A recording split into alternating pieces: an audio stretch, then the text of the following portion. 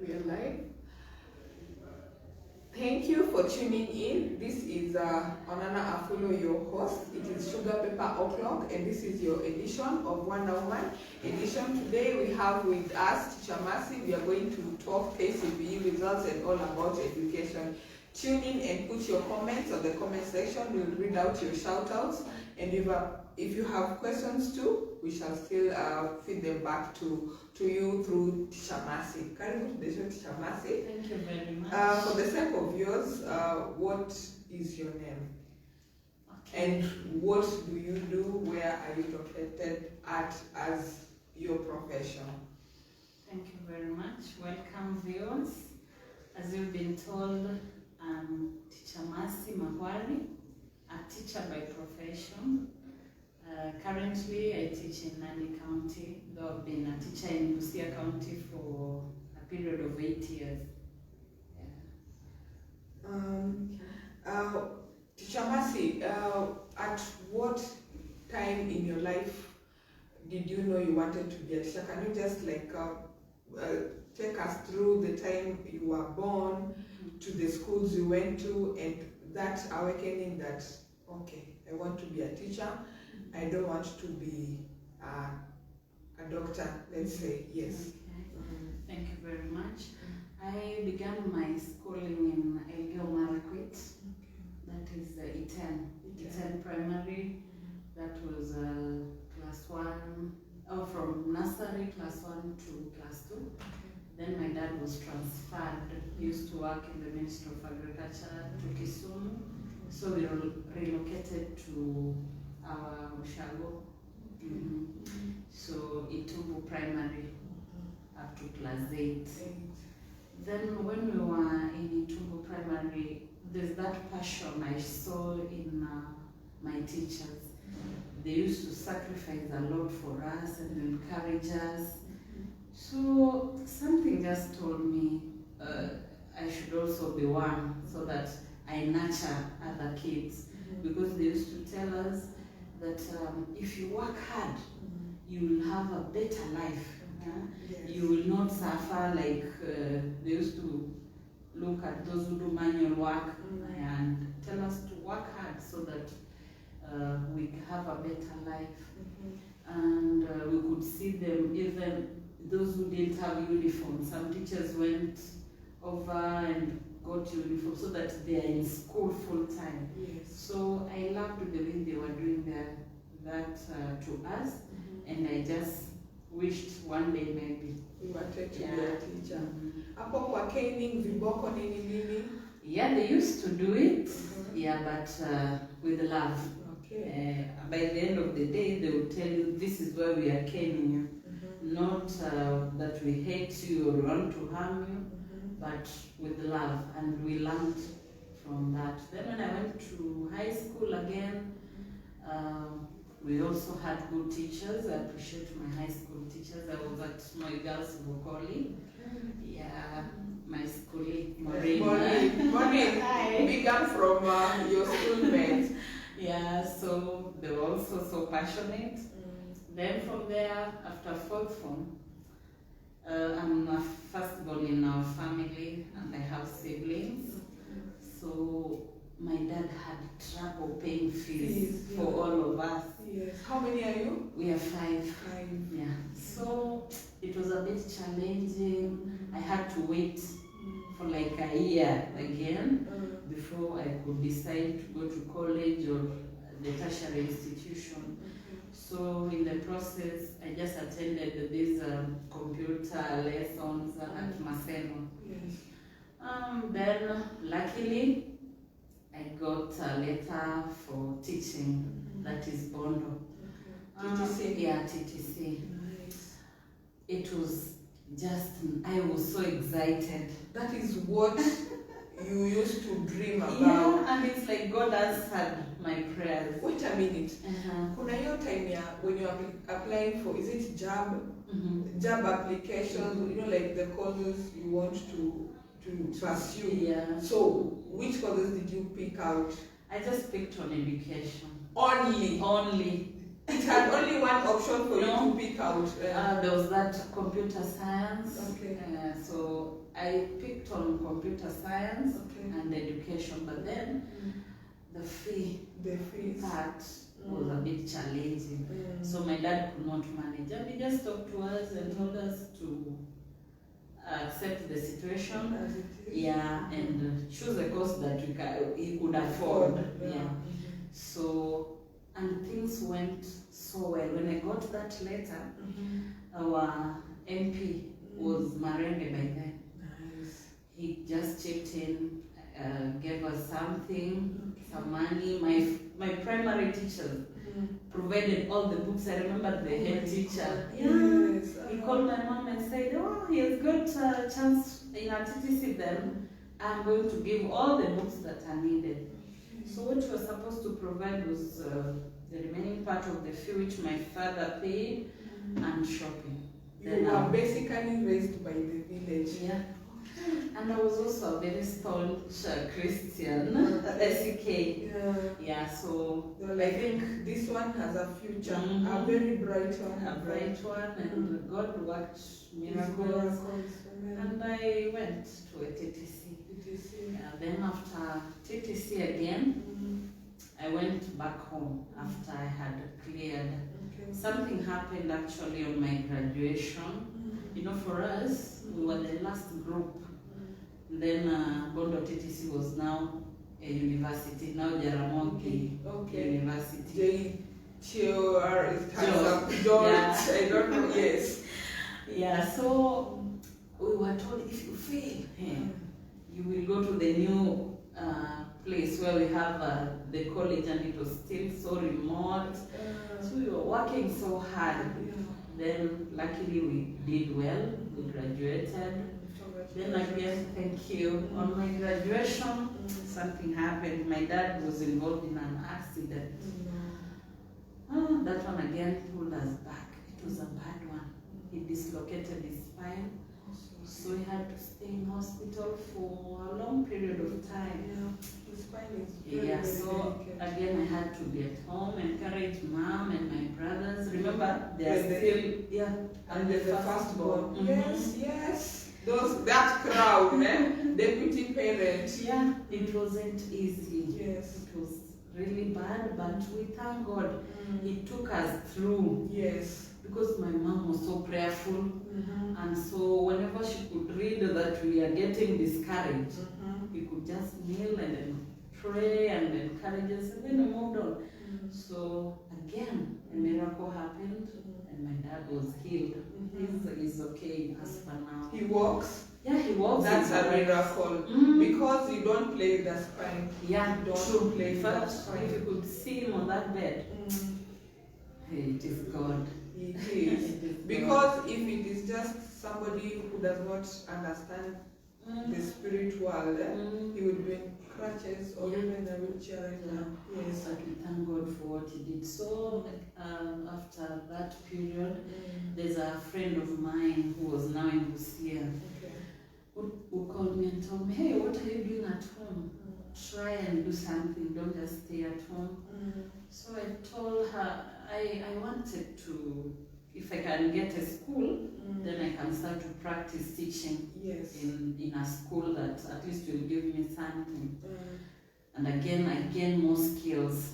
So she was in Busia. She told me, "Can you come over? We stay together as you. I can see we have good schools here." So that is what I did. I traveled, came. Then we took our letters. I remember I took to Ebenezer, St. Kevin. Then the last station was actually Victory. So when we got to Ebenezer, the director had left. So we just dropped our letters. When we went to St. Kevin, we were also told that the interviews were the following day. So we went to Victory. And then when I presented the papers, they told me, "Hey, where were you? You're supposed to be here. We had an interview." Then I told them, "I'm new this side, and kindly if you can get a chance, just interview me. I won't mind." So they told us to go and come. You were ready for an interview at that instant? I was ready. You are such a confident woman. Yeah. Because some of us would want to go and rehearse like, oh my God, pump yourself. Okay, you we know. were told, we had been given some tips on what they ask. Okay. Yeah, so we were prepared somehow. Bring it on. Go get us, we are here to get. Yes.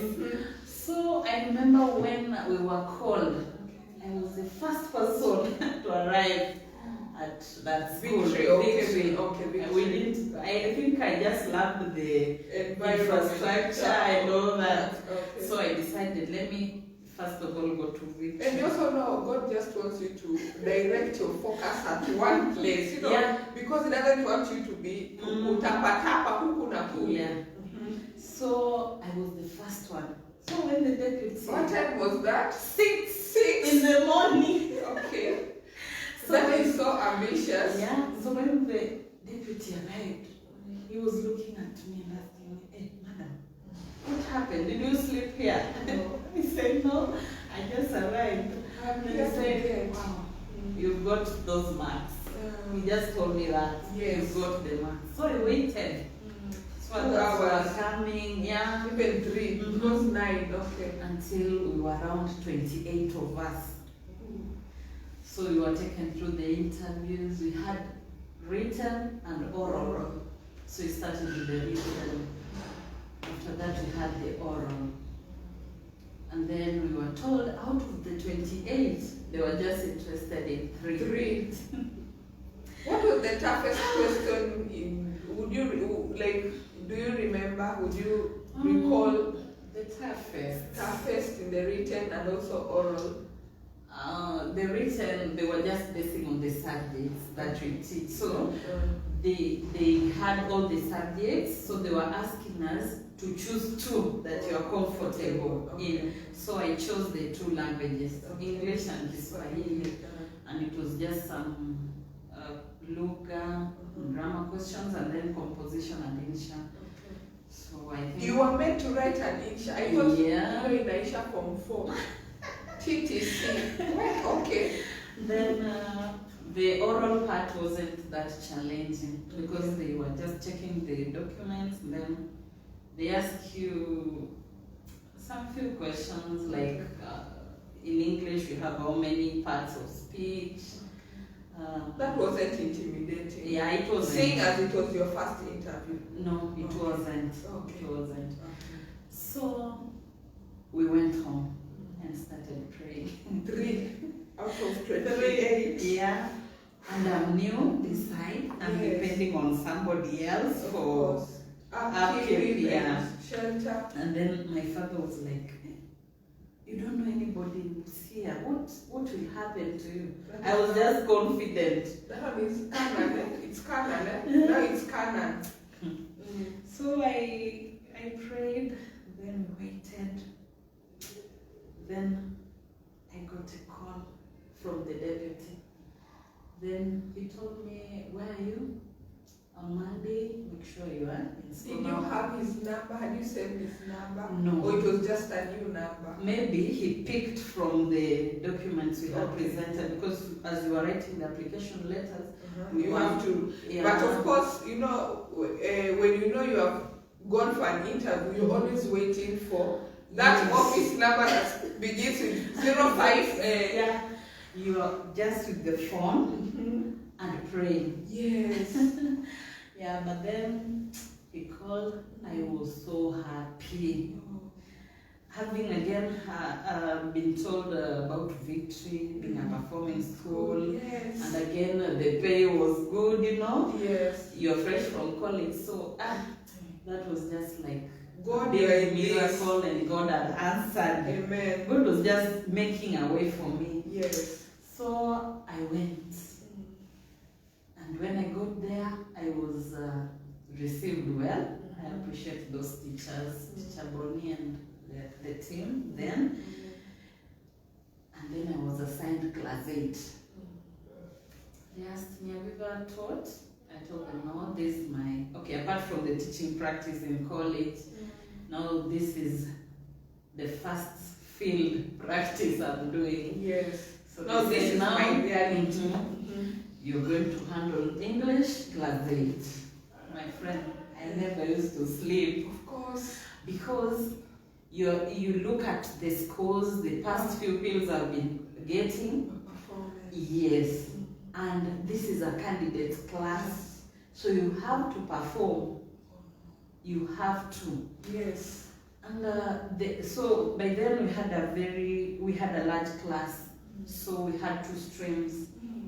One teacher was handling the other and I was handling the other. So what I used to do, I used to consult with him so that I'm not left behind. Yes. We are moving together. And the good thing is they were so welcoming and ready to help the new teachers. But there was the only female who was called out of the 28 and 2 male teachers. And how many candidates were you when you were doing the interview, female? The teachers. Yes. We were more than 10. We were more than 10. They only picked you. Yes. Favor. And in fact, that was favor from God. So I really worked. And then come the results after they had sat for their KCP, they had done well. As compared to the year before? Or? Yeah, they had done well compared to the year before. And we celebrated the results. That is 2012. 2012, we really celebrated the good results. Then from there, I just got used to it. I used to handle now class 8, English, CRA sometimes. And then I moved to guidance and counseling, boarding mistress. Then academics teacher. When I was just about to move to the deputy's office, the teacher who was there as the head was absorbed in the TSC.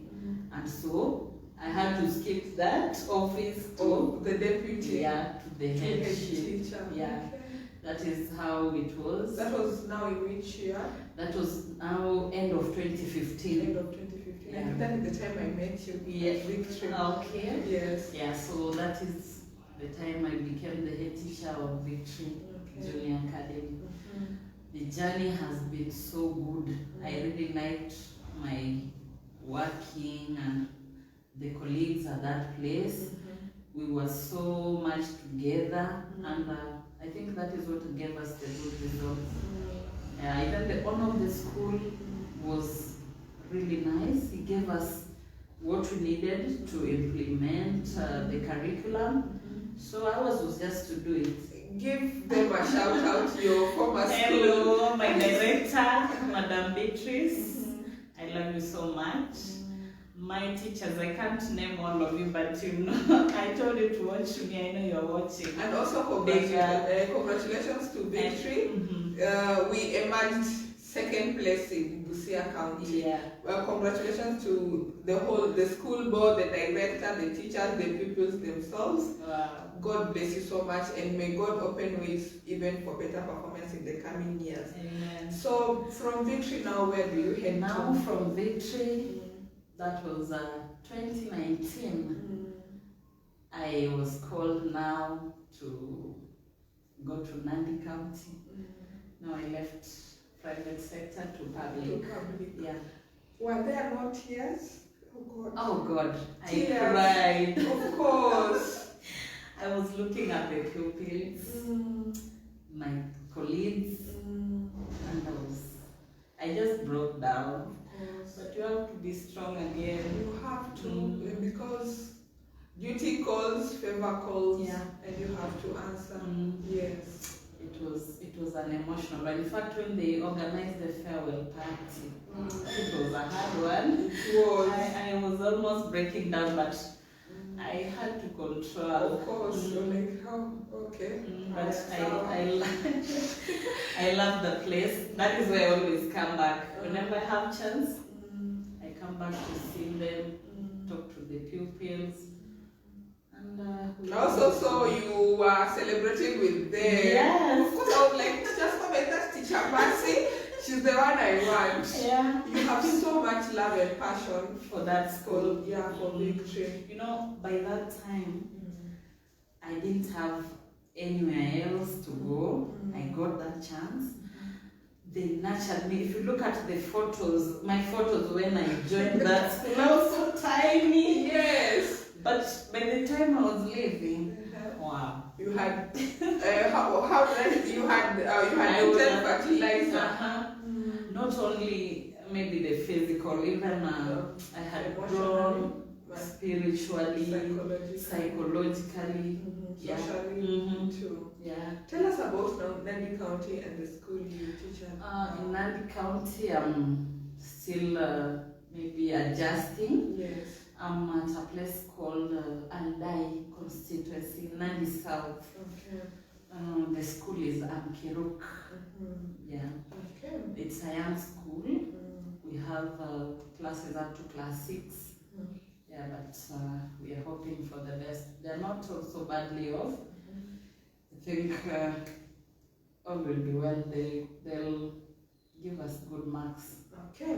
Now, I saw you celebrating with Victory. Yeah. And I wanted to ask, for you follow up on your pupils. Like sometimes you grow with these pupils from grade 1, even ECD. If you have parents that just want to lay the foundation from ECD to up to 8, and then when they leave you, most teachers do not do the reconnection and also bridge the gap between secondary and primary. And I say it's needful, to follow up, because you have been with these people for a solid 10 years, let's say, and then this is just 4 years.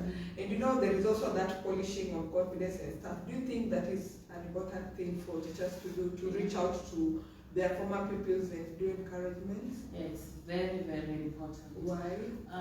First, for us, when I was in Victory, we used to follow up. In fact, when they sit for their KCSE, we want to know the grade they get out of that. And then if they're joining, let's say university, we even talk to their parents, we find out the courses, and then the final grade they'll get, we follow up. One thing as a teacher, when you are given pupils, you own them. Yes. You become like their second parent from their biological. Yes. So you will want to see them be good people in the society at the end of it all. So it is very important for a teacher to follow up, so that in fact, even if it means guiding them, there's a stage they reach and then they get so much excited that they want to lose track. You have to come up, even come through to them, talk to them, tell them, hey, this is not the right way. Light yourself up. Because this will happen. We want this from you. And you see these kids, having that they stay with us in primary for a longer period than those in secondary. Yes. They also look at us as their parents. They want to listen to what we tell them, take in. Some will even tell you, hey teacher, before I go, just give me your number, so that we will be communicating. So in the process, you nurture them, you talk to them, about life. Now, while being a head teacher at Victory, I know sometimes we have family issues. They trickle down even to the school environment. How was that for you, and how did you handle it?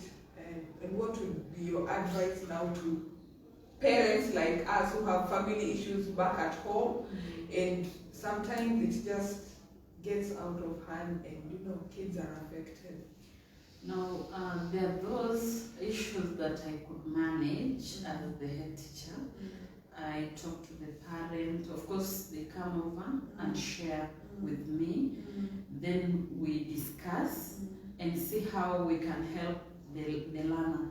Sometimes if it was a problem that was at home, we would advise the parent to bring the child to boarding section so that the child is not so much exposed to those issues at home. But if there are severe cases, then I would involve the management of the school. Then with the help of the chairman, sometimes the director, we get to advise the parents accordingly.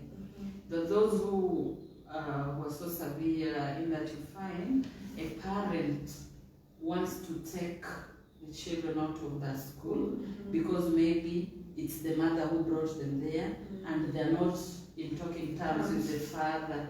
So the father wants to pull them out. So that one we could not just release the kids. Of course. Yeah, because we were telling them we are not interested in your problems. In your feuds. We are interested in this child, this child that you brought to us to nurture. Yes. So we don't want the child to have problems. So we always try. And even if sometimes the parents are not agreeing with us, we would involve even the children's office. And because that destabilizes the child. Yeah. Mentally, psychologically. There's even a time we received learners who had moved to 14 schools. What? Because the mother takes them to one school, the father pulls them, takes them to another school. So it was like that until they landed in our school. Parents, watch the show and learn. So we looked at the kids, and one was almost getting to class 8. So we thought 14 schools. Yeah. So ours was the 14th. We said now this will be the last. That's like 2 years, two schools a year. Yeah. So the mother came, gave me her side of the story. The father again came. Now you're a counselor. Oh my God, it wasn't easy. It was not. So when the father, because the mother had been given that custody of the kids. Now, that's now they've gone to court. Yeah. And it has been determined. Yeah. Custody to the mom. To the mom. Now the father was not for it. So he was so furious. He came to school so angry. Burning tables, throwing words. Yes. And when I saw that I could not contain him, of course, I just rang the children's office. Then, luckily, they came. And then I told them, you have 2 clients here. Yeah. Just go with them. Just go with them, listen to their stories because I'm not interested in that. My interest is these learners. Yes. So whatever you decide there, I will follow. Yeah, so that is what we used to do. That was the toughest now for you. Yeah, that was the toughest. I remember there's a time we had a school meeting and they had these arrogant parents who are like, me, I don't know, I work where I don't, and I felt, I felt that moved to just shut down this word. I remember I just stood up and said, even some of us are also as learned as you are, but at this school environment, we just need to be humble to that was also another challenge. Yes. There are some parents who looked down upon us. So someone could come, like, there's one who came and told me, you see, I'm a lawyer, and these are my kids. Yes. I decide on where they learn. So and again, the wife had brought me a court order restraining him from seeing the kids. Now you see that scenario. So I told him, okay, are you seeing this document? Yeah, I'm not supposed to allow you to see the kids. What are you saying? They're my kids. Bagging tables. Yeah. So when it happens that way, I involve the other officers so that they help me. Because if I begin to solve those issues, I might end up not even going to class. Of course, it's an endless cycle of toxicity. So that was that. What do you think are the key values a teacher should have? Yeah, what are like the most tangible skill and value that each and every teacher must possess? What are those? One, it's professionalism as a teacher. This is what you're told even as you've been trained, how to conduct yourself as you exercise your teaching before the learners. Yeah. And then we have humility. You know, sometimes you might face something that if you're not humble enough and you don't have that self-control, you might end up even losing your job as a teacher. Yes. Because teachers, we come across a lot. And you know, we are human beings. Yeah. We also come from our own families and we have challenges. Yeah. So if you don't have that self-control, when you're handling these learners and even their parents, you might not exercise your duty well. Yeah, and then under professionalism is where we have even the dressing, the way you relate with the learners. You've seen cases of teachers being found to have misbehaved with the learners and all that. Yes. Yeah, if you don't observe that professionalism, then it will be tough on you. Now, on that point about teacher and learners relationship, what brings about that, and how had you ever gotten such a scenario, and if you ever got such a scenario, how would you handle it? Because now this one is your colleague and then this one is also your learner.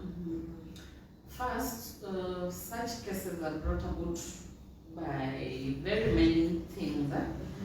One, it can be just lack of respect from the learners. You realize as a teacher, if you're too free with your learners, yes, they tend to group you in their level or age group. So when they get to that point, they'll try to kind of misbehave with you. Yes. Like you find they want to joke. Familiarity. Yeah. And if you're not careful as a teacher, you might fall into their trap. Yes. Like there was this case, this girl used to come and tell the teacher, "Teacher, can I use your phone? I want to call my mom." Then the teacher will give the phone.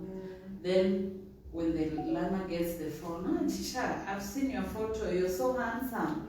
So the teacher says, "Oh, thank you." That is such an inappropriate thing to tell. Imagine. I don't remember in our generation if we ever tried such a It thing. happens. It happens. Lord. So if you're not keen, you fall into their trap. Then for boarding learners, we realize that there are those parents who just keep them in school and they don't provide. So they'll try to look for male teachers. You know, in schools, girls fear female teachers. Yes. So they'll not be free with them like the male ones. So they end up asking for these material things, money, and if somebody doesn't have that self-control, you end up misbehaving. I had such a case in my school, and the teacher confessed to it, and it was so bad, so bad. Yeah, but we try to talk to the teacher, advise the teacher, but you see, the worst had happened, so he had to be relieved of his duties. Yes. Yeah. Okay. So humility and professionalism. I think when you talk about professionalism, it just handles a lot. To you, which learner is an all-round learner, like academically, extracurricular activity? Because you get a child that performs very well in academics, but mabenda pige mpira ama kimbie nje, hataki kukimbia. But then you put him or her in a science club or debating club, they are nailing everything. So to you, who is an all-round learner? And if now, as a parent, of course, I would want my kid to also be sporty, because I don't want them to be, so much introverted. So how do you handle that? Now, initially, when we had that 844 system, the old system that we are doing away with slowly, we were majoring so much on academics, and somehow the co-curriculum part was not really tackled, and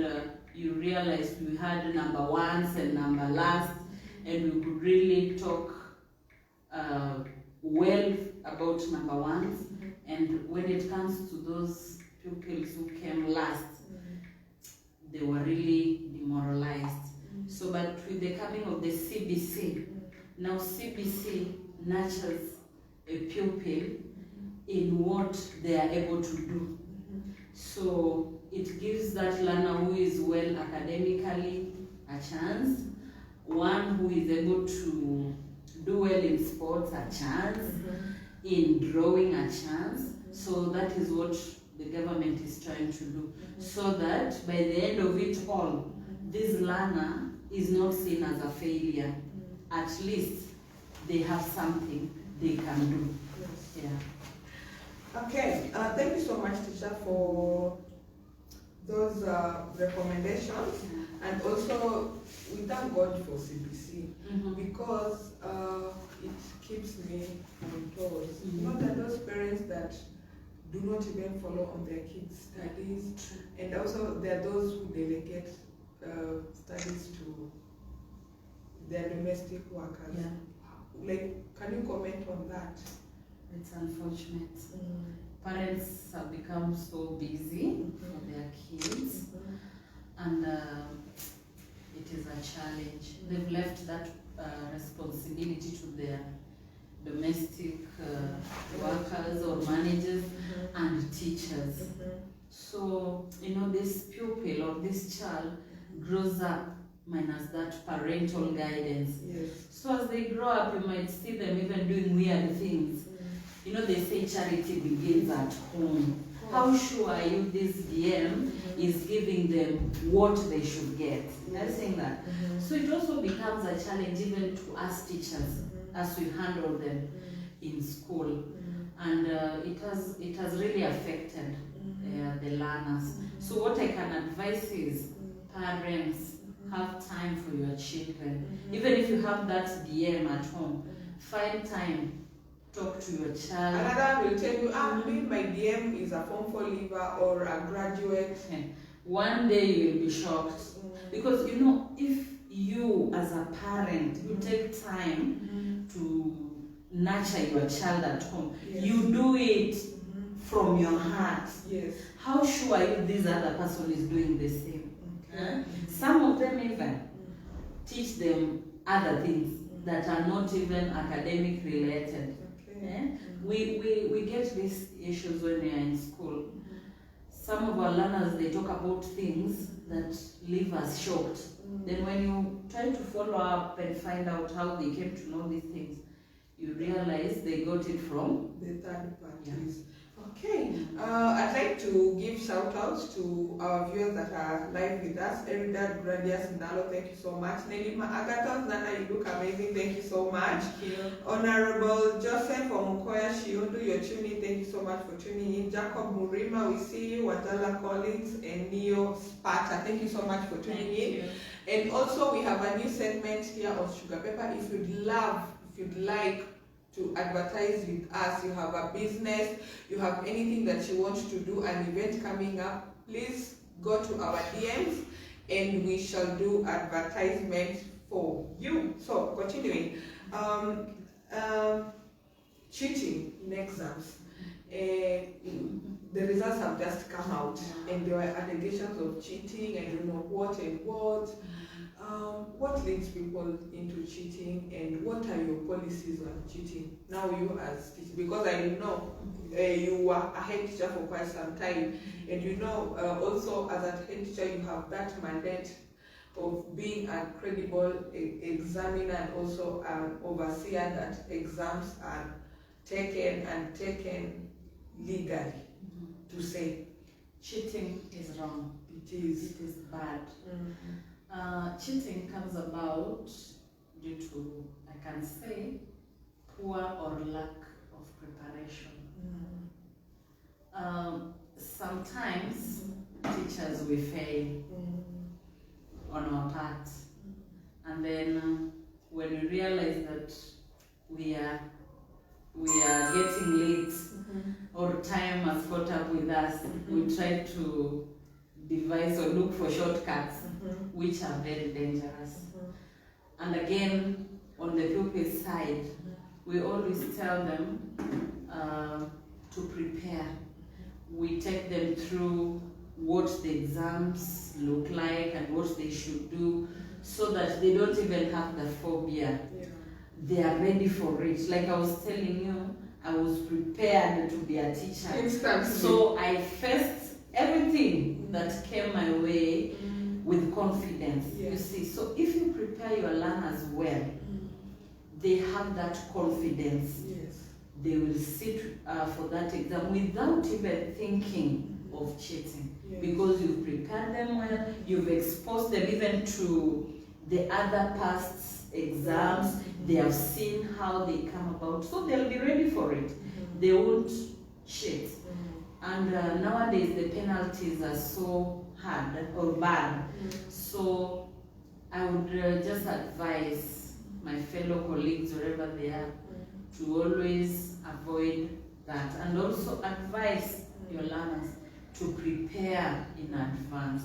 As you teach them, you also tell them what they should do when the exams approach, so that that cheating is not there. When I was in Victory, we used to prepare our kids. We teach, clear the syllabus on time. Then from there we start revision. This revision, we're just looking at the past papers. We revise with them. We even ask, like we can take following years, let's say 2015, 2016, 2017. Then you look at the questions and you ask them, hey, basing on the trend of the questions, can you predict what will come? The kids will always predict if you've prepared them. And so when they face that exam, they know what they're supposed to do, so they'll not cheat. Okay. Tuition or not tuition? Tuition or not tuition? Tuition. Tuition. Yeah. Why? Like I said before, parents are too busy nowadays. Yes. And you realize we close and kids are left on their own. To meander. Yes. Like cows herding. So they tend to forget about books and school. And again, it's risky on their side. So I believe if they're kept in school, they'll be safe. And again, they won't lose much. With the CBC we have, I told you we try to nurture the learner according to what they're able to do. So for CBC, that one will also be okay, because when they come to school, we won't just involve them on academics. We also organize for practical. Like we can have agriculture, they go to the farm, plant, rather than roaming at home. If it's home science, they can do some knitting, so that they know how to tack and all that. Yeah, if it is music, they can sing the rhythms and all that. It will keep them busy rather than staying at home. So yeah, for us, we used to see the importance of tuition. It's not just about money. Parents should look at the benefits. That come extra studies. Because also there are those kids that just need some more polishing. You realize even when they abolished the tuition, their parents who could not even stay with their children at home, they organized for tuition. You realize we have those private tuitions. So why do that? And you have the teachers who handle your kids and they know how they are. Than introducing them not to a new one, you see. So it's better For me, I think to stay the yeah, course. tuition is fine. Corona happened, kids were home with their parents, and it was just so unbearable. How has Corona affected you? Corona has really affected us. First, the period was so long. It was. And there are kids who even lost their lives. There are those who were put in the family way. There are those who just decided to leave school. And then those ones that even got pregnant. Yeah. So it is a challenge. Yeah. So even as we resumed back, not all of them came back, though the government was telling us to ensure that we have 100%. The pupils have come back 100%, but not all of them came back. Yeah, it was really challenging. There are those who now saw it as a chance to start some businesses, and now bringing that child back to school. Back to their innocence. So it has also been a challenge. Yeah. So you tell him, like, go to school. School is important. The child is telling you, but I'm making money. Yes, what's the point of education? So it has been a challenge. And there was also another debate on Twitter. People are like, why should you take degrees? And nowadays it's all about business, it's all about finding ways of just making money. Do you think having a degree is important to a person? It depends. It depends. Yeah. With what? It depends with what you will benefit from it. Okay. Yeah. There are those who have degrees and they're just in the same level with those who don't have. But you have those who have degrees and it has moved them from one point of their life to another. Yeah, so it depends. Okay. Online learning became such a hot debate, and also would I say controversial, because most schools that went the online way were private schools, and they were all like, if the whole entire world is for online learning, we're now doing Zoom meetings, I don't know and what, we should just adapt it. And that one was alienating and very, very discriminatory to areas that, first of all, don't even have the 4G network. There are areas in Kenya that cannot access internet. Like where I am. There is no internet. And also, you might as be able to even own the devices, but still it's one device per family, or even per village. In fact, there are families that have never seen a smartphone. So I don't know how that one can really help. In fact, when they introduced that online learning, I can see there are just few public schools.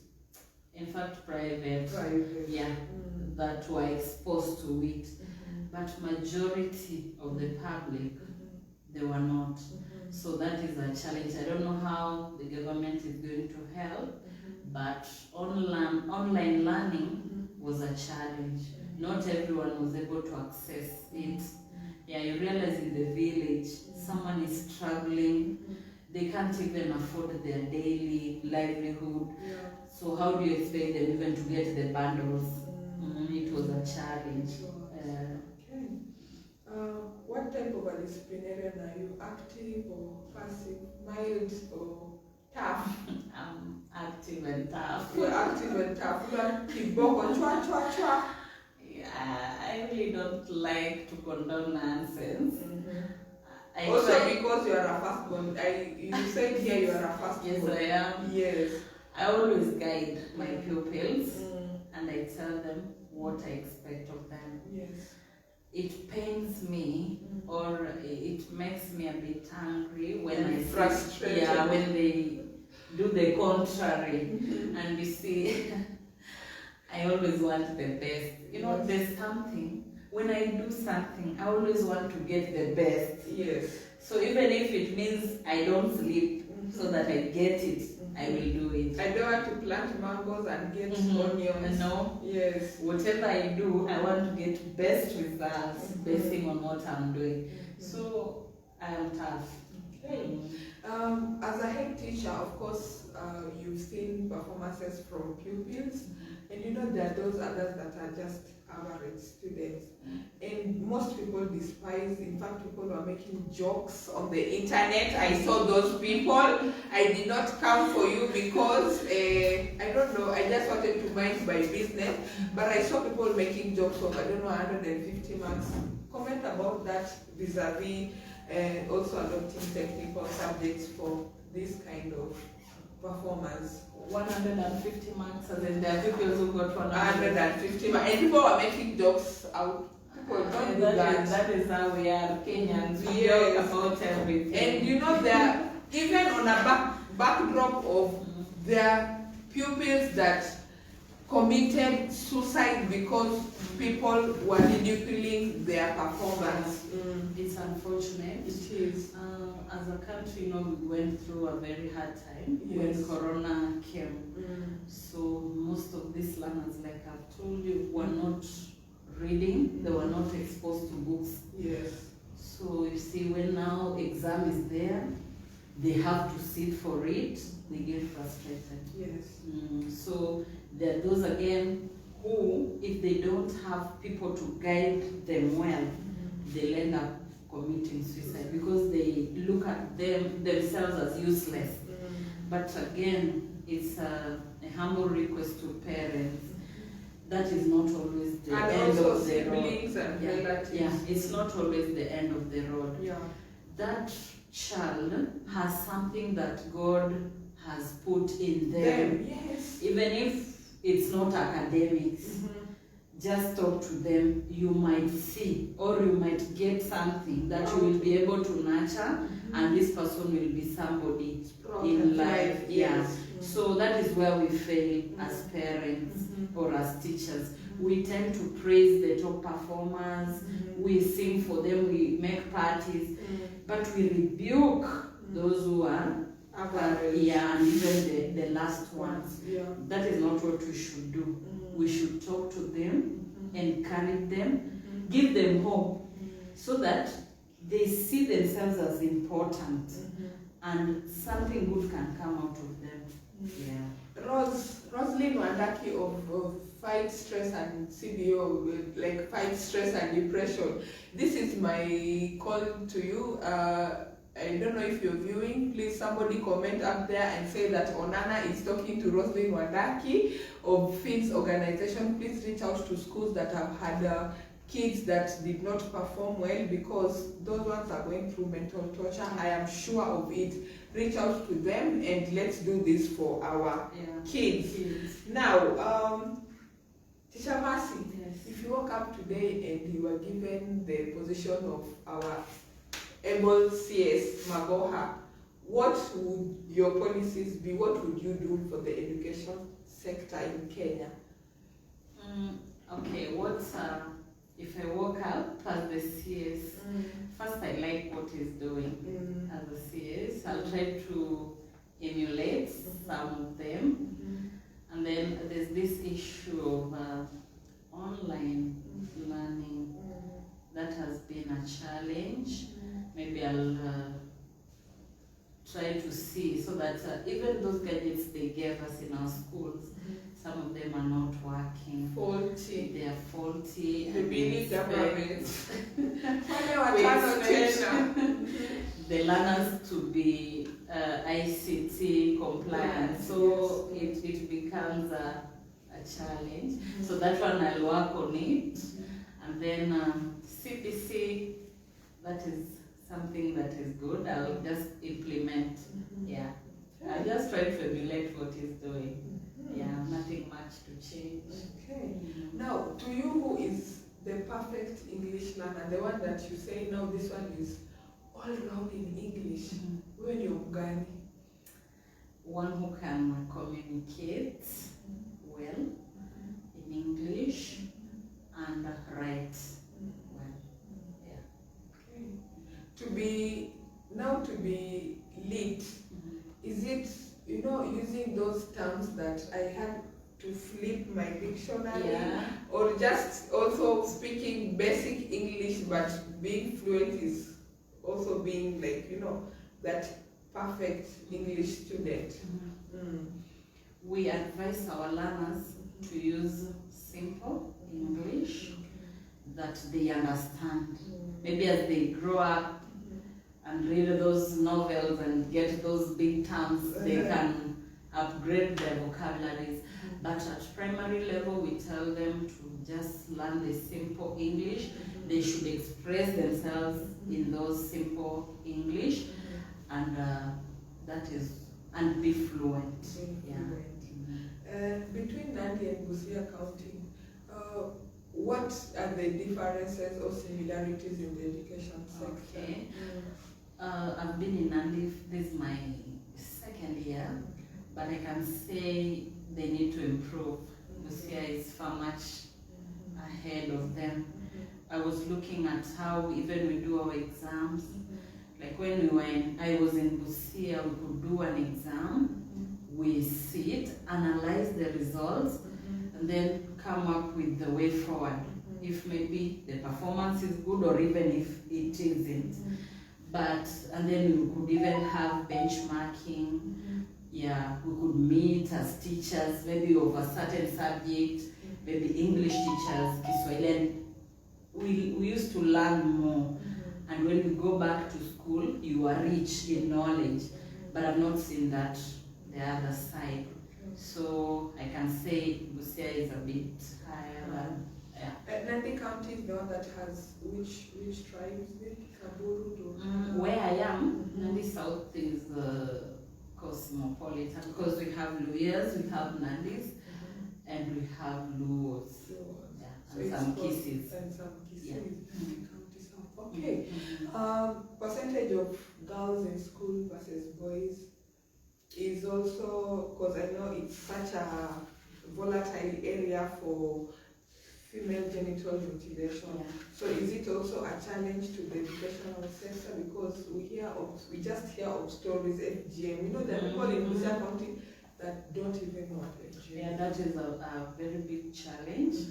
And if you look at the lower classes, girls, the girls are many compared to boys, but as they move to the upper classes, the number reduces. Girls. Yeah, for girls. The reason is that FGM and sometimes early marriages, and also when now they are facing their monthly issues, they don't have anyone to take care of them, so they just disappear.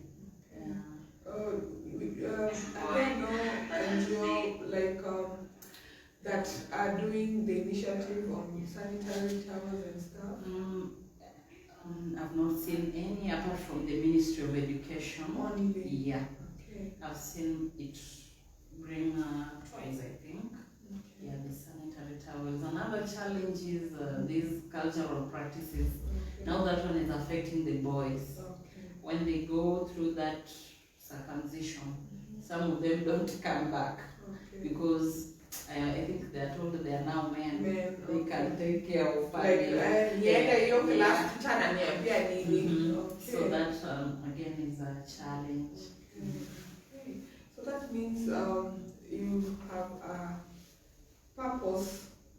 You have a purpose to align yourself with, because I'm always that woman that does purpose, and I am sure that God blessed you there for something. Yes. So Shamasi, don't sleep on it, because if you sleep, I'm now watching you. Yeah. Because I cannot take you out from there to bring you here on one hour and you just go back and lie on. Yeah, there is something. I believe God had a reason. Yeah, the first time I landed there, I was like, oh my God. I've come from Busia. And the school where I was, the classes were tiled, everything.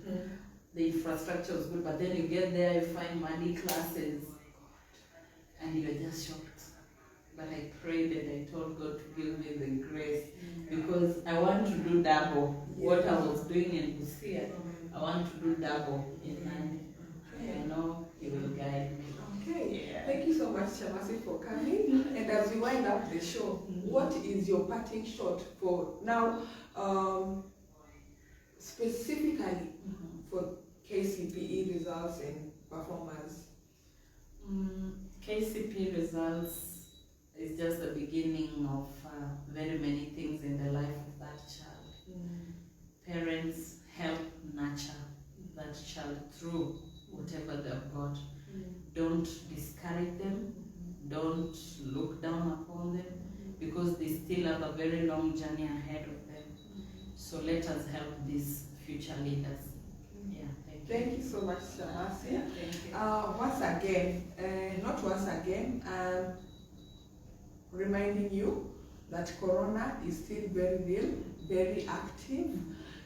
Numbers are turning to people, the people are turning to people that we know, and if it's a person and people that you know, then that is already an alert to you that you should sanitize, maintain a credible social distance as per the World Health Organization regulations, put on your mask. We don't have a mask on because we have been conversing here for a whole hour and we need to regulate the carbon dioxide and oxygen that we require to keep on breathing. Sanitize, wash your hands, maintain social distance.